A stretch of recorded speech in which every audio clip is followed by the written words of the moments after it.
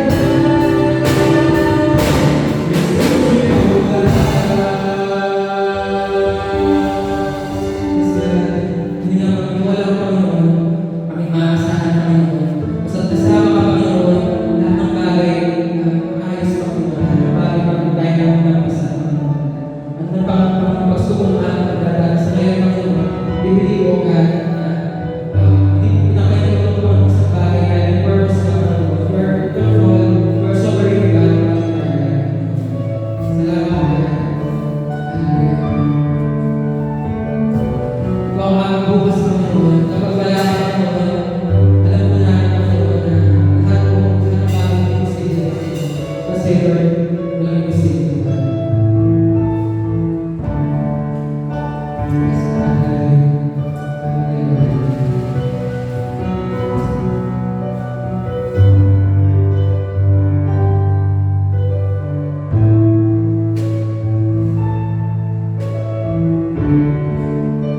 Hallelujah.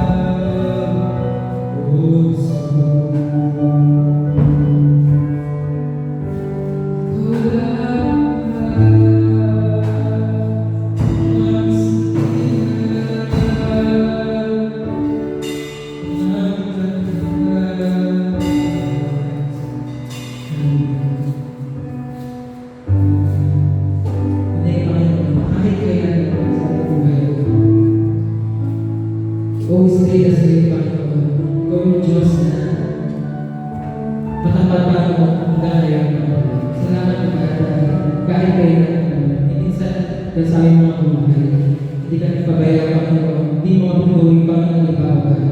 Lord, gawin kami na yung anak, Panginoon. Gawin mo, Panginoon, kami na yung kadugo, Panginoon. Salamat po dahil yung sa cross, Panginoon, binigay mo kami ng buhay, Panginoon. Salamat po sa katubusan, sa mga kasalanan, Panginoon. Dahil sa iyo, Panginoon, nagkaroon, Panginoon, tunay, Panginoon, na mahulugan yung buhay mo na bawat sa Panginoon. Kaya, Lord, pag namin naaari sa iyo, aming mga buhay, Panginoon, hanggang sa mga susunod na mga araw, at hindi namin alam kung mangyayari bukas sa mga araw, sa mga susunod na araw, pag-ibig mo, God, kami yung kasama mo namin, Lord. At kung nakakaharap namin, Panginoon, alam namin, Panginoon, Lord, hindi mo kami iiwan kung babayaran, Panginoon. Dahil ito yung pangako sa bawat isa ko. At iniwala tayo, Panginoon, sa bawat sandali ng buhay namin, Panginoon. God, ikaw yung aming Diyos, Panginoon, sasama sa amin, Panginoon. Hanggang sa katapusan sa libutan, Panginoon. Kaya, Lord, inaalin ko namin sa iyo, Panginoon, aming mga buhay, Panginoon. Go over our life, Panginoon, as a pleasing sacrifice, Panginoon. At patuloy, Panginoon, na lahat ng bagay, Panginoon, Panginoon, na ibigay mo namin sa iyo, Panginoon.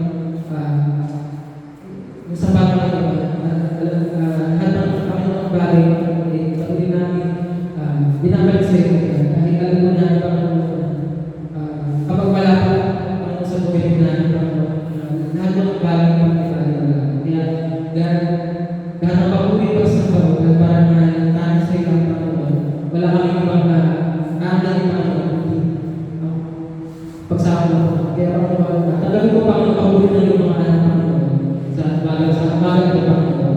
Lahat ng pag-uwi na tayo sa iyo, Panginoon, tayo sa iyo, tayo sinabay ko, sa pangalan ni Jesus. Amen.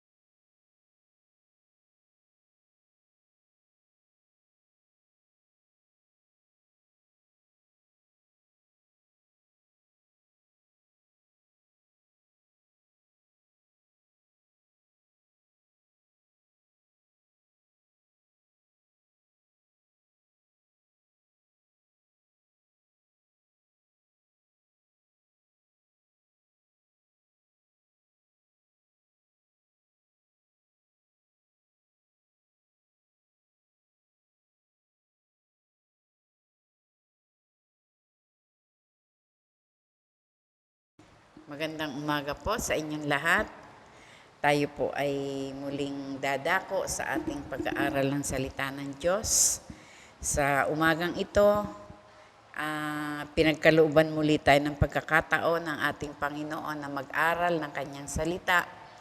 Papasalamat tayo na meron tayong pagkakataon na kahit nga may pandemic, meron tayong pagkakataon na ibinigay ang Panginoon para patuloy na lumago sa ating pananampalataya. Bago tayo dumako sa salita ng Diyos, tayo po muna'y manalangin. Idulog natin ang salita niya na tayo ay patnubayan, gabayan sa ating pag-aaral sa umagang ito. Aming Panginoon, kami po o Diyos ay dumudulog sa iyong biyaya sa umagang ito. Hinihingi ko po sa pangalan mo, Panginoong Hesus, na kami ay yung bigyan ng karunungan, bigyan ng malinaw na pag-iisip upang aming maunawaan ang iyong mga salita. Ang iyong mga salita ang siyang nagbibigay sa amin ng lakas, tatag, at patuloy na encouragement upang kahit kami ay may pinagdadaan ng pandemic dito sa aming bansa, patuloy kaming umaasa o Diyos na ikaw ang aming Panginoon na nakatingin, laging nakagabay, laging nagtuturo ng dapat naming gawin sa araw-araw ng aming buhay. Panginoong Hesus, linisin mo po ang aming mga puso't isipan upang malayang makapasok ng iyong mga salita sa aming mga buhay. Malaya ka pong makapanguna sa lahat ng aming gagawin, sa lahat ng aming pag-aaralan sa umagang ito. Malaya ka pa pong makakilos sa aming mga buhay dahil ikaw ang aming Diyos na tinanggap sa aming mga puso't isipan. Lord, salamat po. Salamat sa araw na ito na ipinagkaloob mo sa amin. Salamat sa panibagong buhay, kalakasan, panibagong pagpapala na aming tinanggap mula sa iyo. Salamat. Maraming salamat po, O Diyos, dahil kailanman, Panginoon, hindi mo kami iniwan, hindi mo kami pinabayaan. Sa bawat pagsikat ng araw, meron kang nakalaang pagpapala sa lahat ng umaasa sa iyong pangalan, O Diyos. Salamat. Salamat po, Panginoon. Patnubayan mo po ako, O Diyos, bilang iyong lingkod na magdadala na iyong mensahe sa umagang ito. Hinihingi ko na patuloy mo akong bigyan ng karunungan na nagmumula sa iyo upang sa aking paglalahad ng iyong mga salita, ito ay magbigay ng kagaanan sa aming mga pasanin sa aming buhay. Panginoong Hesus, salamat po. Sa iyo lang ang pinakamataas na papuri at pagsamba sa pangalan ng iyong anak na si Jesus. Amen. Sa ating pag-aaral sa umagang ito, nakita ko na 3 bagay ang labis na nararamdaman ng isang tao. Una, nakakaramdam tayo ng kapaguran, nakakaramdam tayo ng pagkatakot, lahat nararanasan natin. Pero ang pinakamatinding nararamdaman natin ay yung kapaguran. 3 bagay din ang nakita ko kung ano ang maaring pasimulan o dapuan sa ating pisikal na pangatawan, ang salitang kapaguran. Ang una ay yung physical tiredness. Napapagod ang ating pisikal dahil sa ating sobrang paggawa, sobrang pag-aral, sa sobrang pagkilos, sa lahat ng ating mga ginagawa, ang ating pisikal, ang labis na napapagod. Ang pangalawang na ating pinakakapaguran ay yung emosyonal. Ang emosyonal naman ay dahil sa ating mga pag-iisip, sa ating mga yung ating mga nararanasan, kung ano ang kailangan natin, kung ano ang dapat nating gawin. Ito po ang ating isipan ang napapagod kung ano-ano ang dapat nating gawin sa bawat araw. Na andyan na tayo ay kailangang mag-isip ng lulutuin kinabukasan, kung ano ang lulutuin sa susunod na araw, kung ano-ano ang dapat nating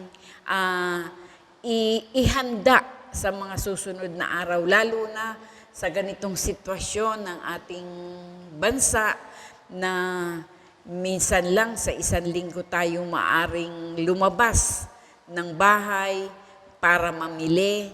2 beses lang naka-schedule ang ating barangay para tayo ay pumunta ng palengke at mamili ng kailangan. Pagod ang ating kaisipan sa pag-iisip ng mga bagay na dapat nating bilhin, na dapat nating lahat ng ating pangangailangan. Ito ang nagbibigay ng kapaguran sa ating kaisipan, sa ating emosyon. Ang isa pang bagay na nagbibigay ng kapaguran sa ating emotional ay yung mga pagsubok na dumadating sa ating buhay.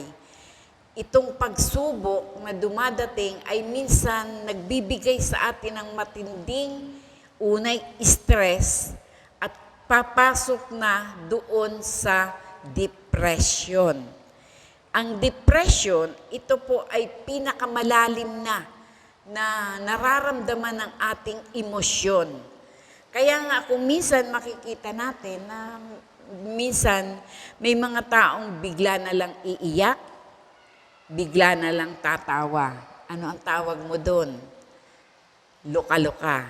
So dito makikita natin na kapag ang emosyon natin ang napagod, dadating tayo doon sa pinakamalalim na nararamdaman ng ating pisikal at iyon ay ang depression.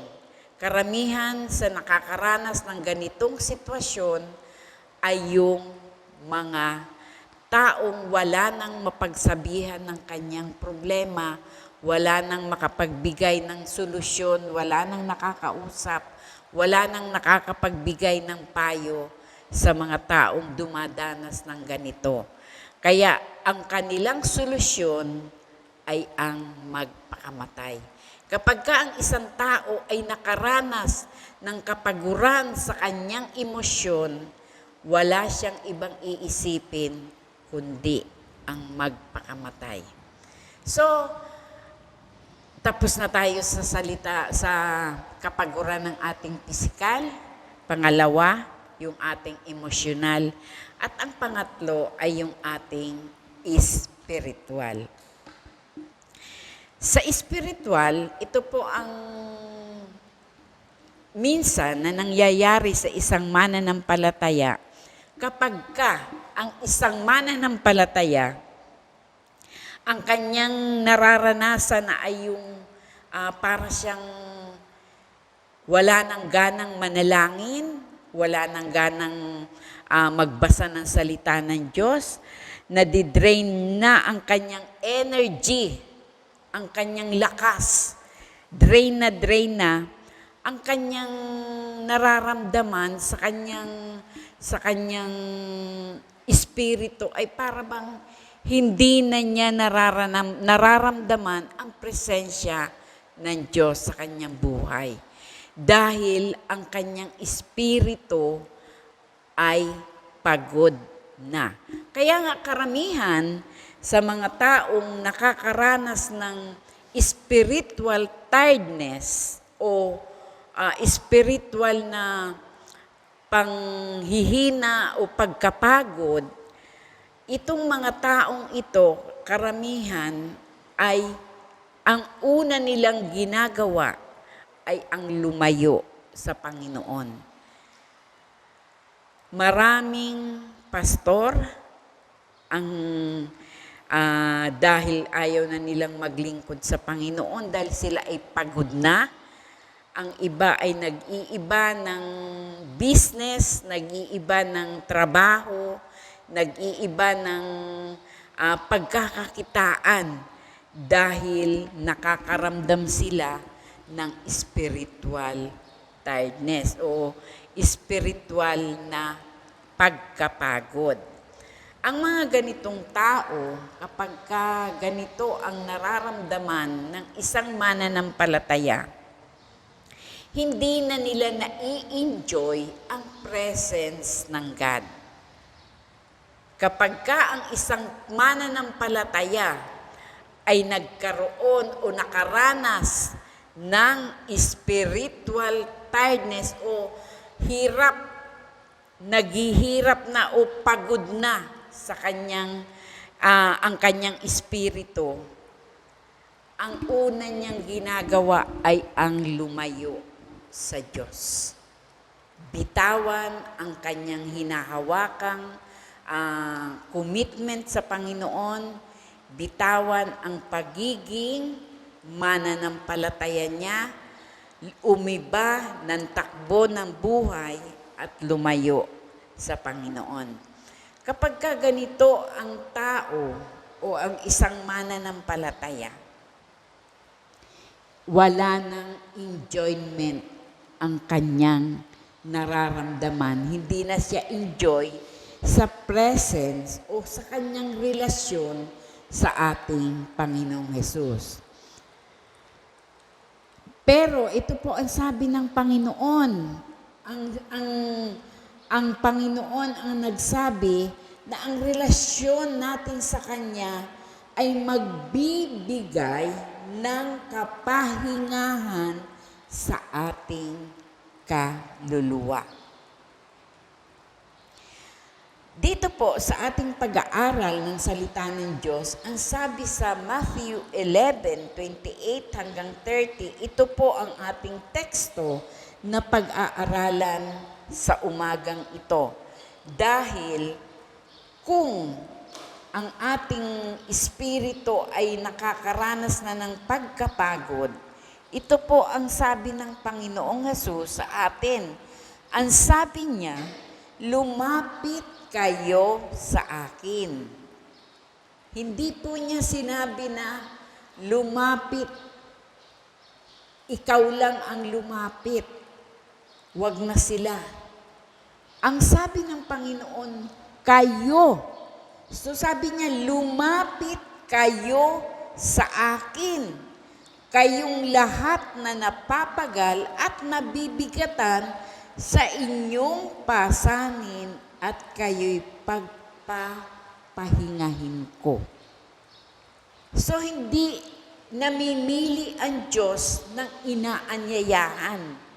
Ang lahat ng napapagal at nabibigatan sa kanyang pasanin ay bibigyan niya ng kapahingahan.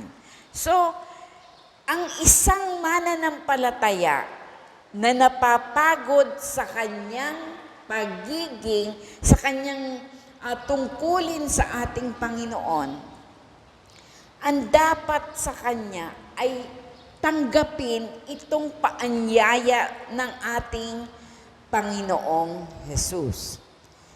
Your walk with the Lord will not make you weary. Instead, it will restore your strength and energize your life.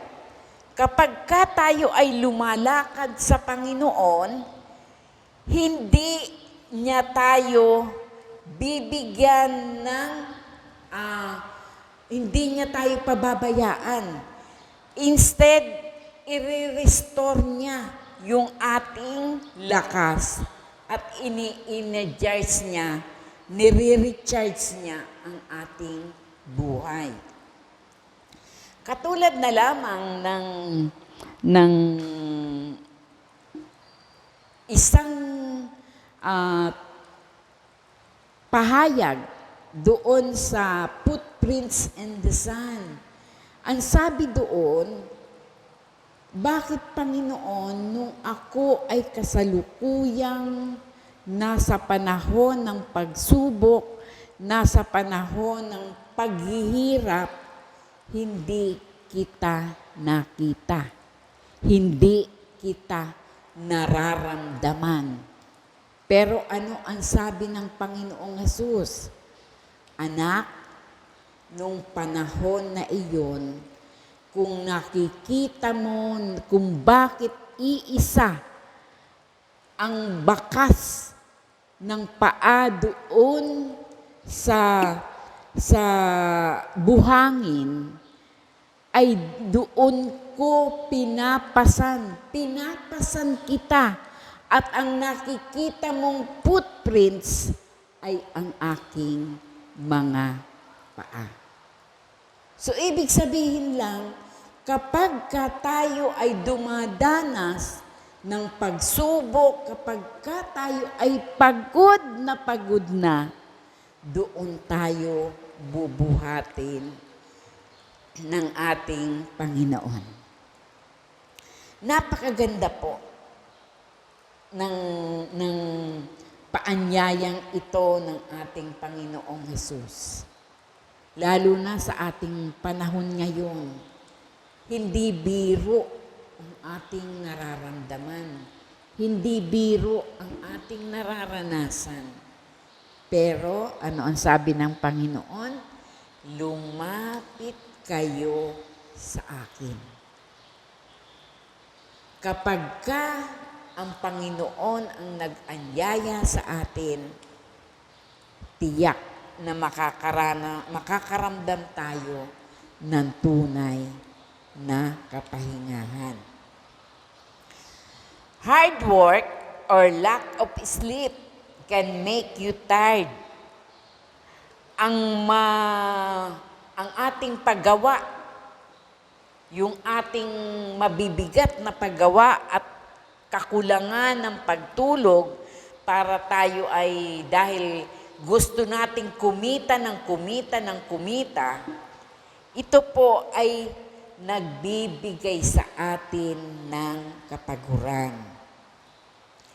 Ang ating kapaguran ay pwedeng remedyohan, katulad nga ng sinabi ko sa inyo kanina, ang pisikal na pangangatawan, ang kapaguran ng ating pisikal ay pwedeng remedyohan ng CBR.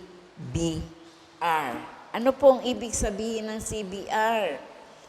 Complete bed rest. So, kapag ka napagod ang ating pisikal, pwede natin itong itulog. Pwede natin itong ipahinga. At pag nakatulog ka, kumain ka, matulog ka uli, kumain ka. Ganito ang nangyari kay Elias. Nung panahon na siya ay lumalayo sa mga taong humahabol sa kanya para siya ay patayin, hanggang siya ay makalayo ng makalayo at napunta siya sa isang kuweba. Dahil sa pagod na kanyang naramdaman, nakatulog siya at paggising niya, may nakahanda sa kanyang pagkain. And then natulog uli siya. Pagkagising niya, meron uling pagkain. So ang ating pisikal, yun lamang ang makakapagbigay ng solusyon para tayo ay magpanibagong lakas. But there is deeper fatigue that goes beyond physical tiredness. There is tiredness deep within your soul. Ito po ang kapaguran sa ating espiritu. Kapag ka napapagod ka na, exhausted ka na, pagod na ang isip mo, pwede kang magbakasyon para ma-revive ang iyong emosyon. Pero kapag ka ang ating kaluluwa na ang napagod, kailangan na itong ma-recharge. But your soul will not be restored kahit na ikaw ay magpunta kung saan-saan, kumain ka man ng matulog ka man, kumain ka man, hindi nito ma-restore ang lakas ng ating espiritu. This condition can only be rectified by finding rest in Jesus. Kaya nga ang Panginoon may paanyaya sa atin. Lumapit kayo sa akin, kayong lahat na napapagal at nabibigatan sa inyong pasanin. Ito ang paanyaya sa atin ng Panginoong Hesus. Ang sabi niya, at kayo'y aking pagpapahingahin. So, ang isang solusyon lang, kapag kapagod na ang ating espiritu, ang ating kaluluwa, isa lang ang makapagbibigay ng solusyon at iyon ay walang iba kundi ang ating Panginoong Hesus. Usong-uso ngayon ang food supplement na nagbibigay sa atin ng pansamantalang lakas sa regular na umiinom nito. Kaya nga kapag kahapon nga sa aming pagkikwentuhan, ang sabi ng isang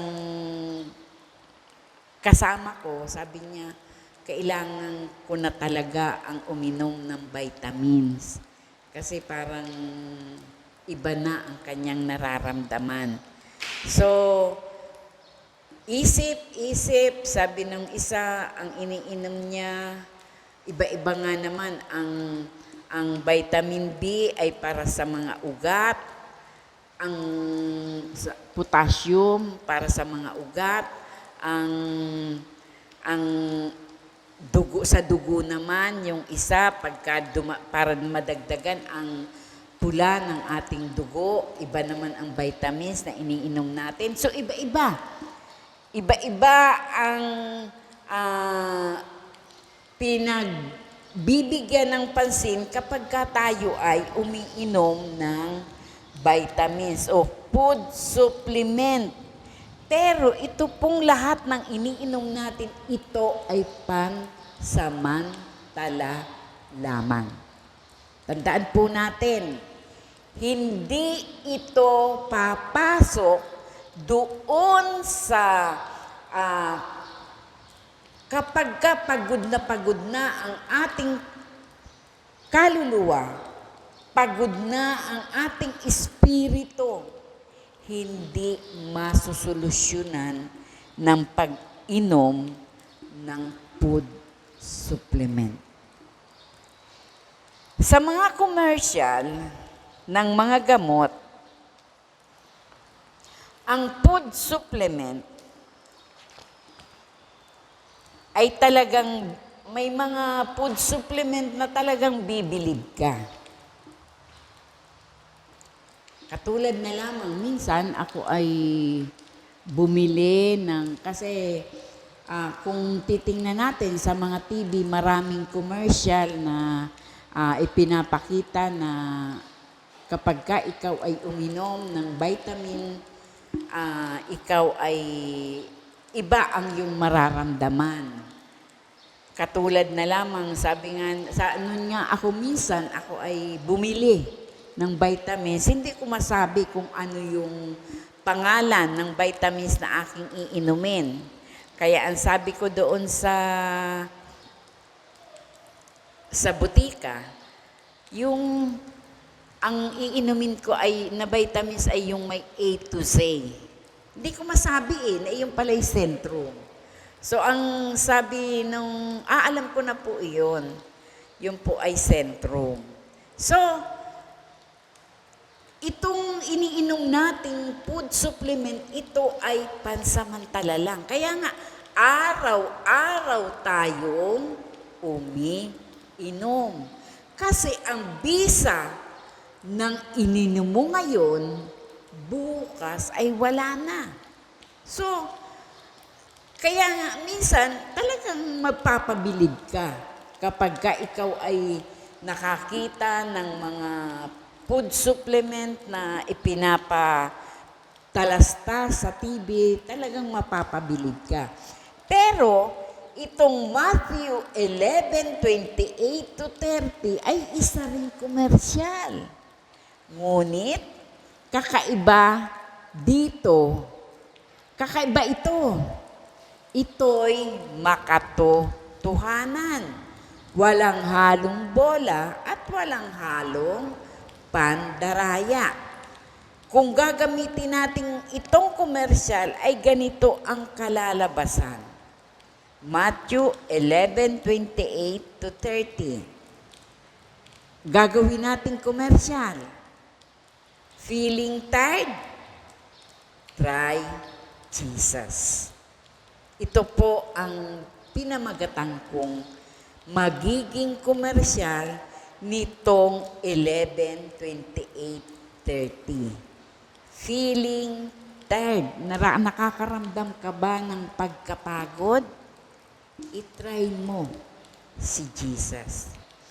Tayong lahat ay target ng komersyal na ito.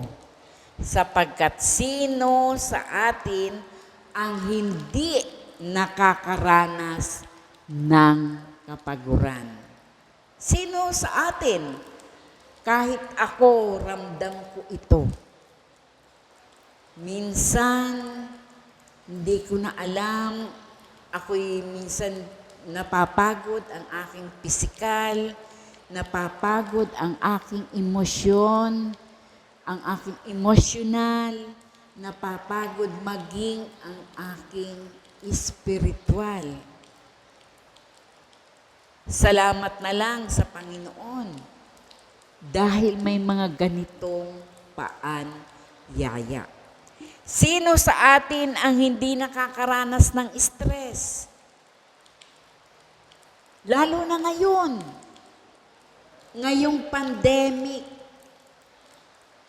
maraming nanay, maraming tatay ang nakakaramdam ng stress. Lalo na kapag ganitong sitwasyon na halos wala kang masakyan, wala kang hanap buhay, sinong tao ang hindi mai-stress? Sino sa atin ang hindi nakadarama ng panlulupaypay? Huwag mong sabihin na lagi kang malakas. Sino sa atin ang hindi nakakaranas ng pagkatakot? Yun nga lang, saktan ka ng ulo, yun lamang ikaw ay lumabas sa lalamunan mo ang mapait, hindi mo na alam. So, makakaramdam ka kaagad ng pagkatakot. Ano ba itong nararamdaman kong ito? Yun lamang ikaw ay ubuhin. Yun lamang ikaw ay lagnatin. Yun lamang isang anak mo, isang kapamilya mo ang nakakaramdam ng hindi maganda sa kanyang pisikal, nakakaramdam ka na ng pagkatakot. Ang mga gamot o food supplement ay available sa market. Pero para magkaroon ka nito, kailangan mong bumili. Ang mga food supplement, gamot, available lahat yan sa Mercury Drug, sa mga butika. Pero, lalo na sa panahon ngayon, kapag wala kang reseta, hindi ka makakabili ng mga iyan. So, ibig sabihin, kahit pa available itong mga gamot na ito, kung hindi ka bumili, hindi mo makakamtan. Hindi ka magkakaroon. Hindi mo maiinom itong mga gamot o food supplement na kailangan ng iyong katawan. Ganon din si Jesus. Siya'y available sa lahat. Ngunit, kinakailangan mong lumapit sa Kanya. Kaya nga ang sabi niya, lumapit kayo sa akin. Available ang ating Panginoon kapag ang ating spiritual na nararamdaman ay ang ating espiritu ay pagod na, ang sabi ng Panginoon, lumapit kayo sa akin. Available sa lahat ng oras, sa lahat ng pagkakataon ang ating Panginoon. Ngunit, kinakailangan nating lumapit sa Kanya kung nais mong ma-recharge ang iyong espiritu. Kung bibilin mo ang gamot o food supplement, ngunit hindi mo naman iinumin, baliwala rin. Tama. May binili kang ang gamot o vitamins, pero naandyan lang, tinititigan mo lang, tinitingnan mo lang, hindi mo naman iniinom, wala rin itong hindi rin ito iepekto sa ating katawan. At kung lalapit ka kay Jesus, ngunit hindi mo naman siya pinagahari sa iyong buhay, baliwala rin. Bawat gamot, bawat food supplement ay nagsasabing ito'y epektibo kapag iniinom. gagaling at lalakas ka.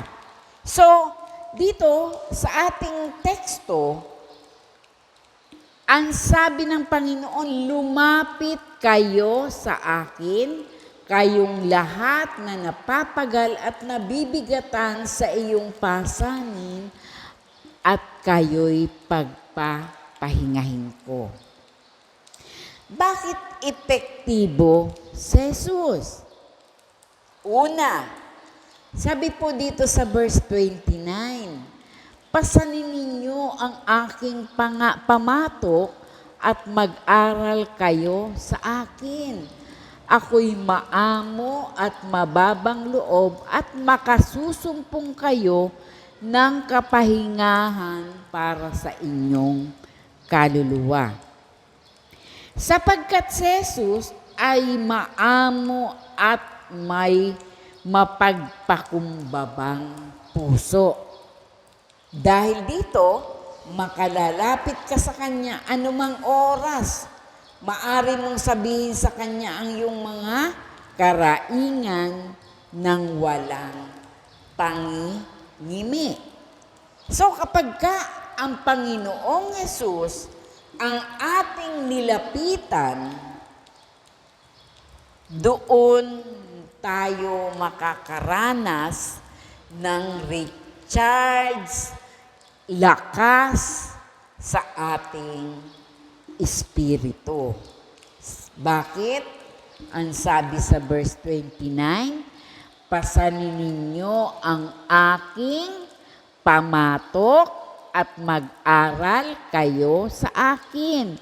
Ako'y maamo at mababang loob at makasusumpong kayo ng kapahingahan para sa inyong kaluluwa.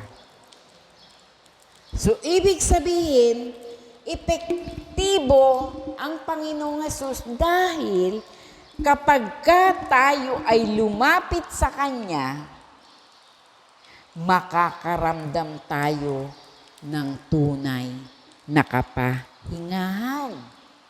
Anuman ang ating pasanin sa ating buhay, anuman ang ating mga kapaguran sa ating pisikal, sa ating emosyonal, ang lahat ng ito ay maibibigay natin, maaari nating sabihin sa Panginoong Hesus.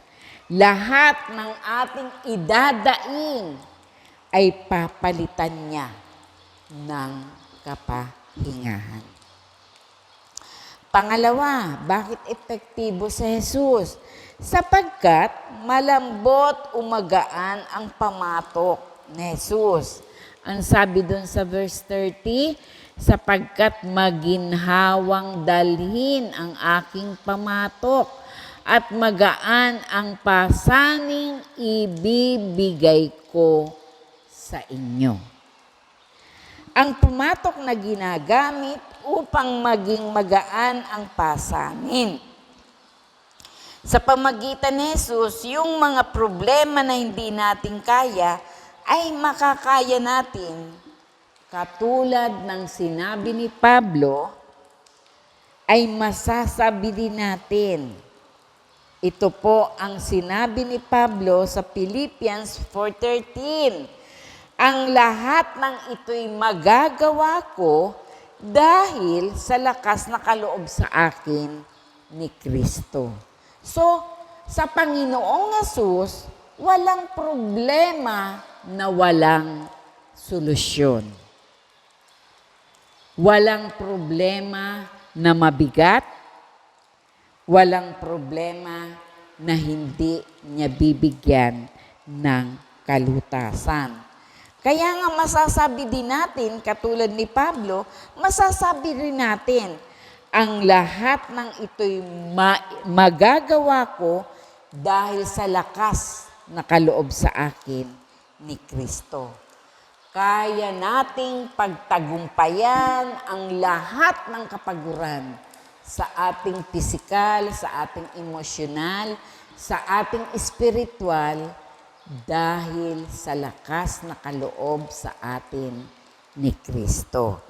Ang mga food supplement o gamot ay nagbibigay ng lakas sa mga sakitin. Si Jesus ay nagbibigay ng kapahingahan sa nalulupaypay at hapong kaluluwa. Napakarami ng gamot ang naiimbento ng tao. Mayroong gamot na pampatulog, ngunit walang gamot na nakapagbibigay ng panloob na kapayapaan. Mayroong gamot na nagpapalakas, ngunit walang gamot na nakapagpapatibay ng pagkatao. Mayroong gamot na pumapatay ng mikrobyo, ngunit walang gamot na pumapatay ng kasalanan. Subalit, ang lahat ng ito'y magagamot ni Jesus dahil siya ang dakilang manggagamot. Lahat ng gamot na ating iniinom ay may side effect. Kaya nga, balita natin na meron ng injection para dito sa COVID-19. At kung tatanungin mo ang karamihang tao, ayaw nilang magpa-inject. Bakit? Lahat ng gamot na ating iniinom ay may side effects. Ngunit, ang ibinibigay ni Jesus na gamot ay walang side effect. Lahat ng gamot ay may expiration date. Ang bisa nito ay may hangganan. So, kapag tayo ay uminom ng gamot, hanggang doon lang ang bisa nito. Subalit, ang gamot na ibinibigay ni Jesus ay walang expiration date. Ang bisa ng kanyang kapangyarihan ay walang limitasyon, hindi kumukupas at hindi nababawasan. Ang tanong, pagod ka ba sa mga oras na ito? Meron ka bang nararamdaman na kapaguran sa iyong pisikal, sa iyong emosyonal, sa iyong espiritual?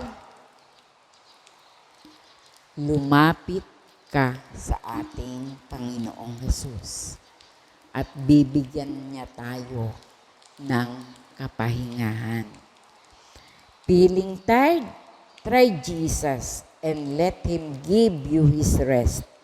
His rest will restore your soul. Alam ko na hindi ganon kadali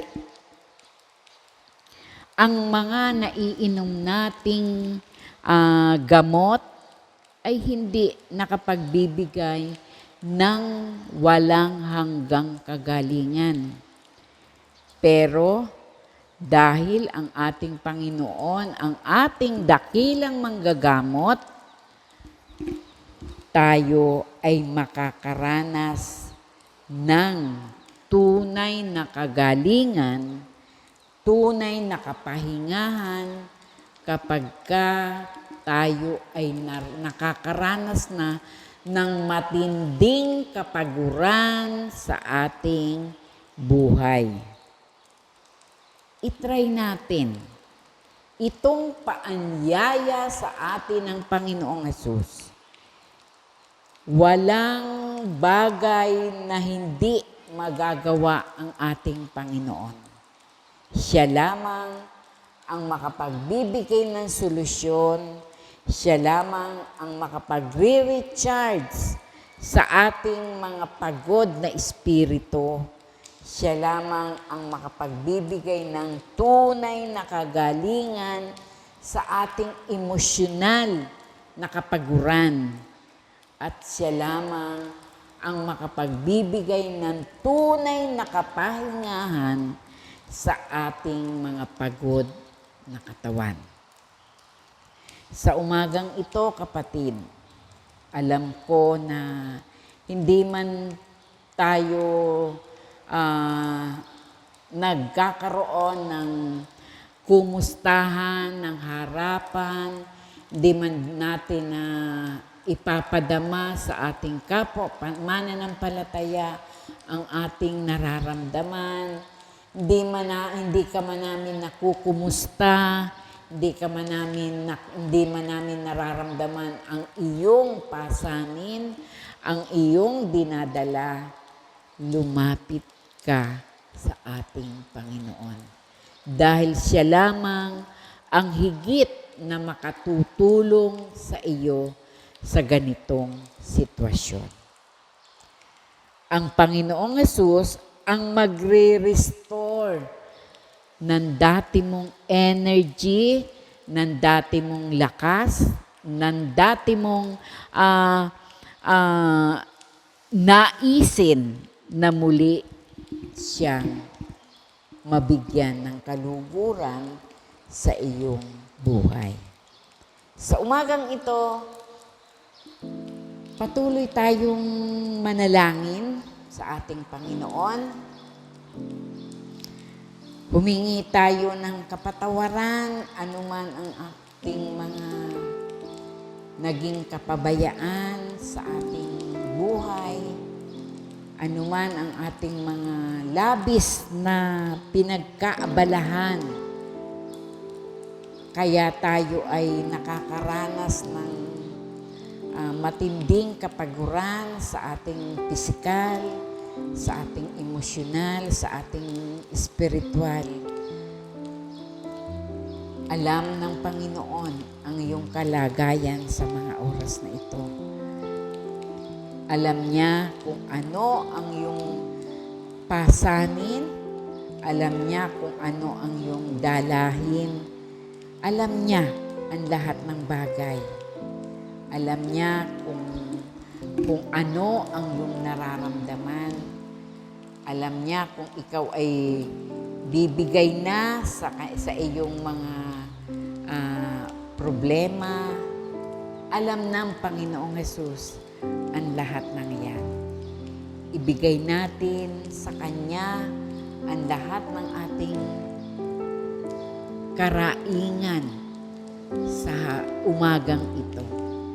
Ibigay natin sa Kanya ang lahat ng ating pasanin upang tayo ay magkaroon ng kapahingahan.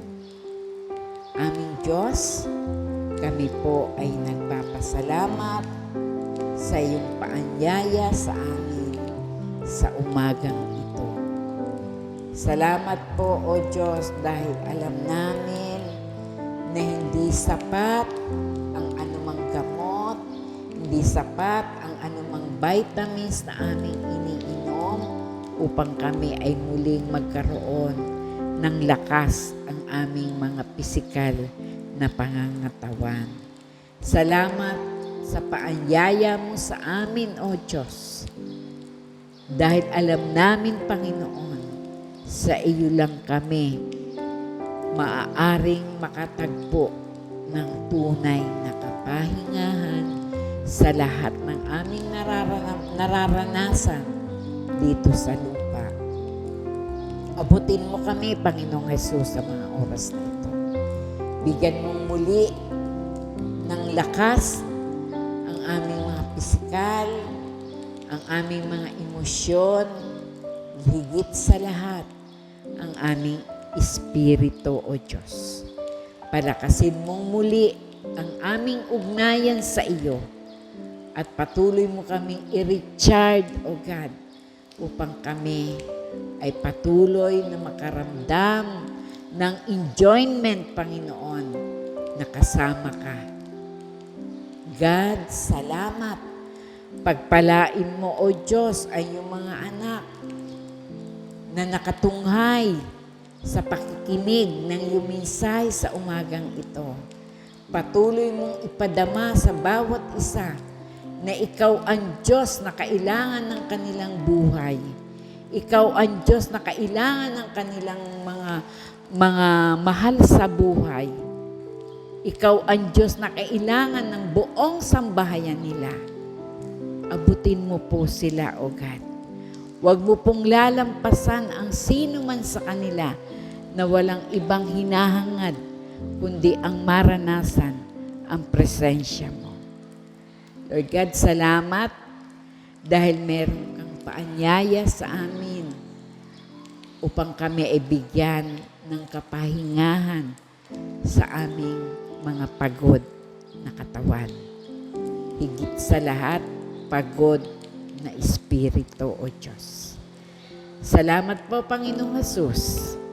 Alam namin na kailanman hindi mo kami iiwanan, hindi mo kami pababayaan. Ang iyong biyaya ay sapat sa bawat araw, sa bawat oras na kailangan ka namin, O God. Salamat po. Salamat, salamat, salamat. Salamat, Ama. Salamat, Panginoong Jesus.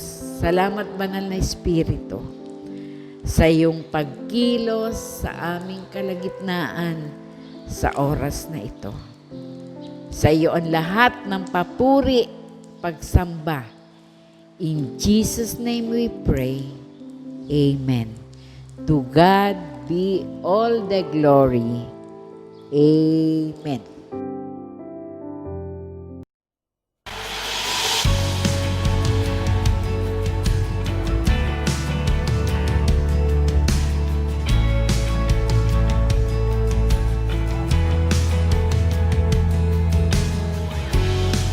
From rising sun till kingdom come, your faithful love is unfailing. Though shadows turn and tempests stir, still you, oh God, are unchanging.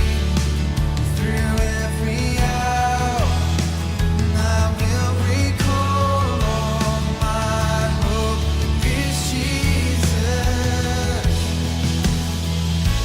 Great is your faithfulness. Great is your faithfulness. And I lift my eyes, I won't forget how great your faithfulness.